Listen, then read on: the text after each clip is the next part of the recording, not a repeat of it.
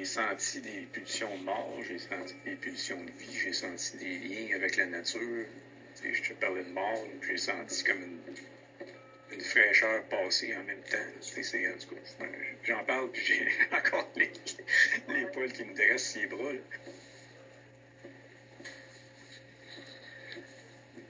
Dr Stéphane est un omnipraticien qui prescrit et accompagne des gens souffrant de dépression en contexte de fin de vie.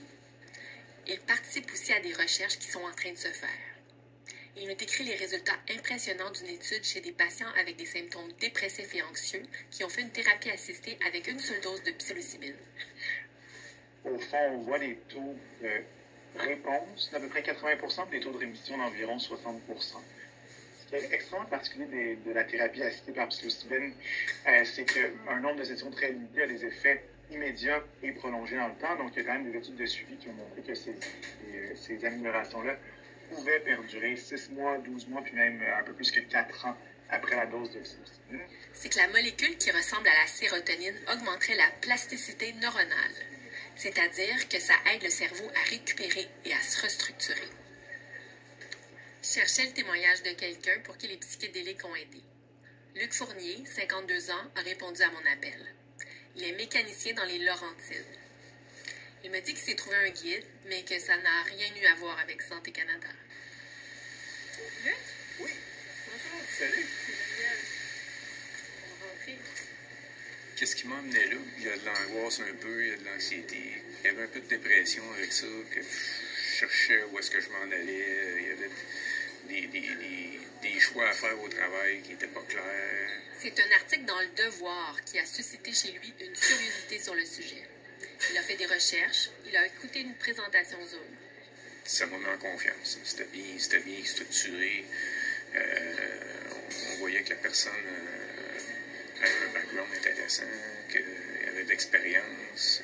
Tu t'en vas toucher à des choses qui peuvent faire peur. Il faut qu'il y ait une confiance. Là. Puis tu as toujours un but avant la séance de préparation aussi que tu as avant, qui est comme qui dure peut-être 1 heure, où est-ce que là tu décides où ta séance va aller. La musique est l'élément central de la séance. L'environnement est réconfortant. C'est ce qu'on appelle le set and setting. L'accompagneur parle peu, il dirige à l'occasion. Les sens se confondent. Souvent, des émotions refoulées ou des souvenirs bien enfouis dans l'inconscient ressurgissent. Tu ressens. C'est le corps qui... C'est pas la tête. La tête suit, elle essaie de faire de son mieux pour replacer les choses, mais elle est obligée d'accepter qu'il y a des idées qui ressortent, des souvenirs qui ressortent, des tensions. Les ruminations, ces idées en boucle, cessent. L'introspection devient beaucoup plus facile. Les changements de perspective sont favorisés. Je pense pas que j'aurais été capable de toucher quelque chose comme ça, d'avoir quelque chose d'aussi intense que ça, en thérapie, mettons. C'est vrai que c'est de la thérapie au cube, si on veut, parce que ça va vite. Dr Ouman Farzine est un médecin qui pratique ses thérapies assistées à l'hôpital général juif de Montréal. Because of limited access in the medical system. Parce que l'accès médical à ce genre de traitement est très limité et à cause des frais très élevés dans les cliniques privées, plusieurs personnes se tournent vers des méthodes clandestines. There is definitely danger in the Il y a underground. plusieurs thérapeutes clandestins qui sont très bien formés, qui sont bien intentionnés, mais il y en a certainement qui pratiquent dangereusement. Il y a eu des incidents rapportés où des traumatismes ont été réactivés parce qu'il n'y a pas eu assez d'intégration par après. Par contre, les risques de dépendance et surdose avec ces substances sont presque nuls. Oui, c'est magique, mais c'est pas tout magique, dans le sens que tu as du travail à faire. Ça te montre bien de travail à faire pour te rendre où tu veux aller.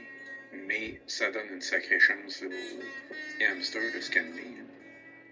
Ça m'a vraiment ramené à la nature. Ça m'a ramené à décrocher tout ça, en fait. Puis de voir que qu'est-ce qui est important. C'est ma femme, c'est mon chien, c'est comment je me sens dedans.